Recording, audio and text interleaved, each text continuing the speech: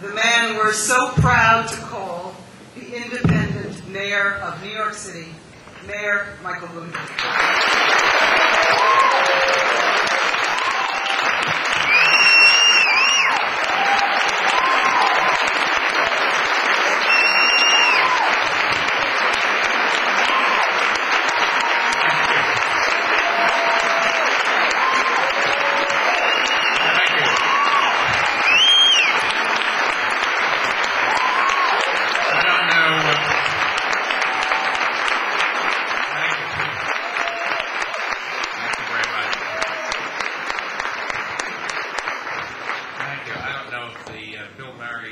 Comparison is something that I should be pleased about or not.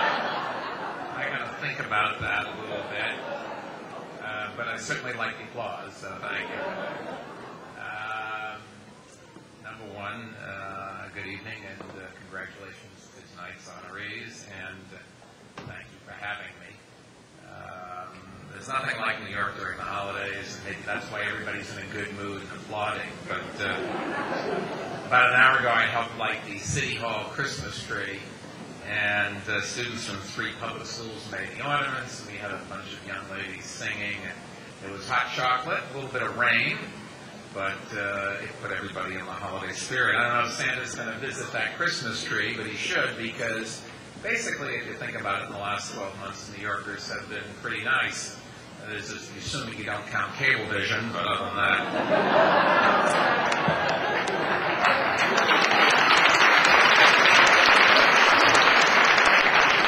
It's also been a pretty good year for the Independence Party. First, Jackie, with a bunch of her friends, launched the Neo-Independent magazine and put the right person on the cover.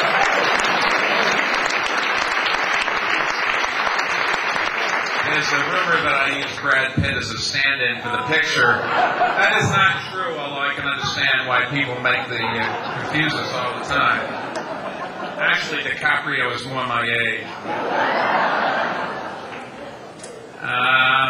Also this year, a federal judge upheld your right to hold an open primary election, the first one in the state history.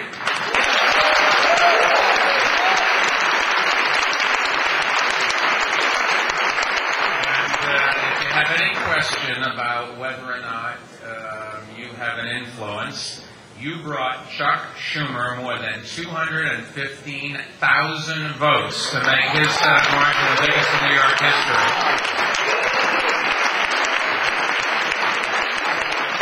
What is clear is that the Independence Party is growing stronger, and I think there is a reason for that. Independents are the fastest growing group of voters in America. If you think about it, here in New York City, there are 800,000 registered independents and another 100,000 registered in the Independence Party. Together, that is 1 out of every 5 voters. So if you want to write about this, just think about this is, to a great extent, the people of the city of New York. And as a percentage, let me tell you something else, as a percentage of the electorate, the 2 major parties are shrinking and the independents keep growing.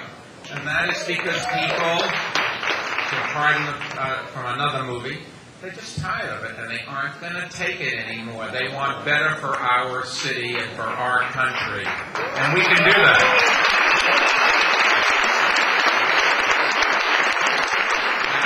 I can talk a little bit about the political parties. Let me give you a good example. If you want to work at a polling booth on Election Day, you have to be appointed by a Republican or a Democratic district leader. That is the only ways you can get that job. So where does that leave more than 1 million voters who aren't registered in either of those 2 parties?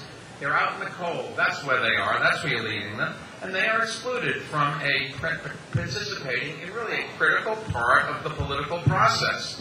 I don't know why anybody in this country, in a real democracy, should be forced to register in a particular party in order to work at the polls, or to carry and sign petitions, or to vote an election that determines the outcome of every single office in the city. I don't believe that any citizen should be forced to register with any party in order to exercise his or her full rights as voters. When I studied civics, that wasn't part of what was required, and it shouldn't be now in this city. Now, for all the critics who are rushing out to criticize me tonight, criticize me for being here tonight, let me point out that this night is about the 1 million New Yorkers who are denied the most basic rights by the two major political parties.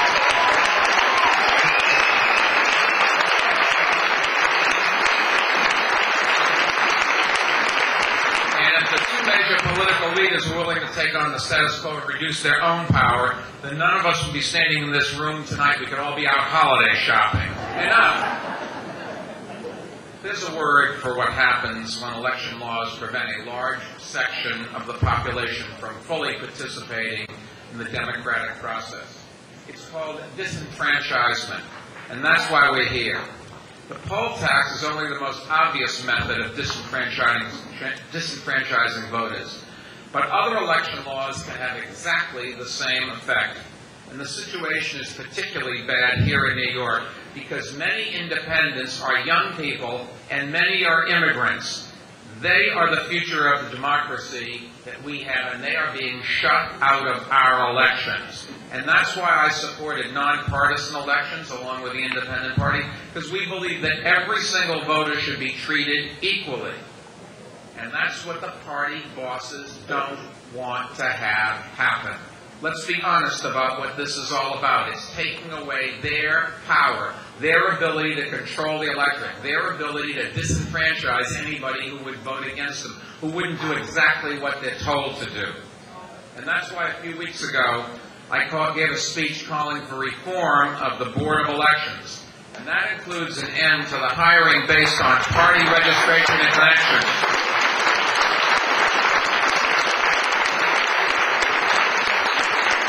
We all know that election reform takes time. That's because those who have benefited from the system are the ones who fight hardest to preserve it. So if we're going to succeed, we need an independent coalition of citizens who believe in reform, who believe that our election laws should treat every voter equally, who believe that low levels of competition and participation are not healthy for democracy. The Independence Party is helping to build that coalition, and I am happy to join you in doing so. The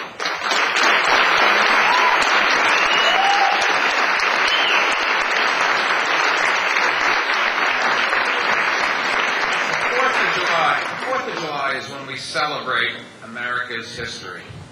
But the first Tuesday after the first Monday of November is when we decide America's future.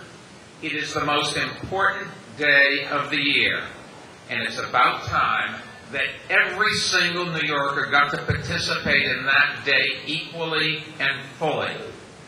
And I want to thank you for working with me towards this goal. Senator Charles Schumer and I were honored to receive your anti-corruption award last year. And I just wanted to say thank you for inviting me back. You really are trying to make a difference, and you will succeed. Just keep at it. Enjoy the holidays.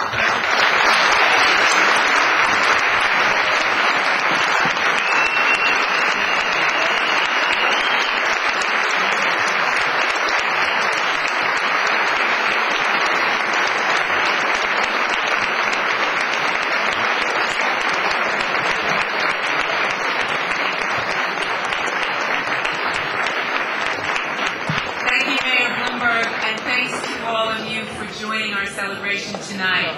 I just wanted to say good night to everyone, onward to political reform, and we'll see you in the streets. Thank you.